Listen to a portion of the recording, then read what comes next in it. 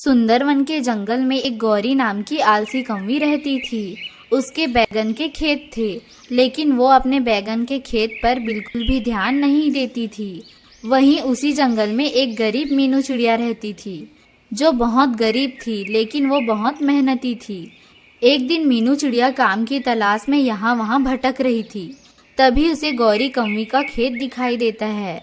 मीनू चिड़िया सोचती है कि शायद यहाँ मुझे कोई काम मिल जाएगा, तो वो गौरी कौवी से कहती है, अरे गौरी दीदी, मुझे कोई काम मिल सकता है क्या?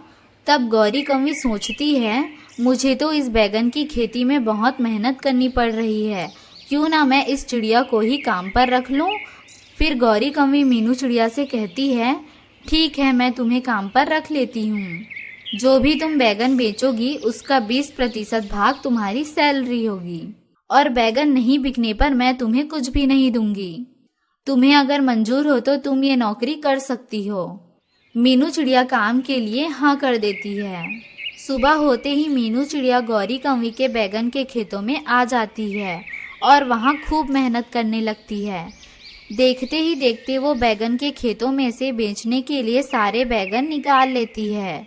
मीनू चिड़िया सारे बैगन को बाजार में ले जाकर बेचने लगती है और बैगन बेचकर वो गौरी कौवी के पास आती है।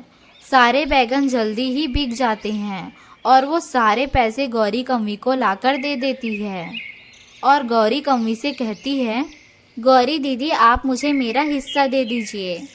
पर गौरी कौवी को इतने सारे पैसे देखकर लालच आ जाता है और वह सोचती है, क्यों ना ये सारे पैसे मैं ही रख लूं। फिर गौरी कौवी मीनू चिड़िया से कहती है, देखो मीनू चिड़िया, बैगन तो मेरे ही थे, भले ही तुमने थोड़ी बहुत मेहनत की हो इसे बेचने के लिए, तो उस मेहनत के हिसाब से तुम ये लो पैसा। फिर गौरी कौवी से थोड़े से पैसे देकर वहां से जाने को कह देती है। मीनू चिड़िया गौरी कौवी के घर से वापस आ जाती है और सोचती है कि अब वो क्या करेगी। अब मैं क्या करूँगी? गौरी दीदी ने तो मुझे धोखा दे दिया।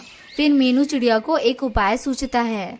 मैंने गौरी दीदी के खेतों में इतनी मेहनत करी है कि मुझे इतना अनुभव तो हो ही गया बैगन की खेती का।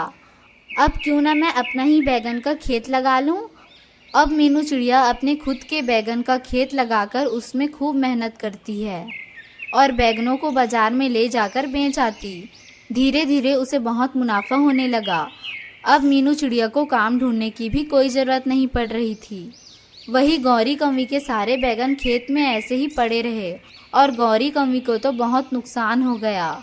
काश मैंने मीनू चिड़िया को काम से नहीं निकाला होता, तो आज मुझे बहुत मुनाफा हुआ होता। मेरी ही मति मारी गई थी जो मैंने उस मीनू चिड़िया को काम से निकाल दिया।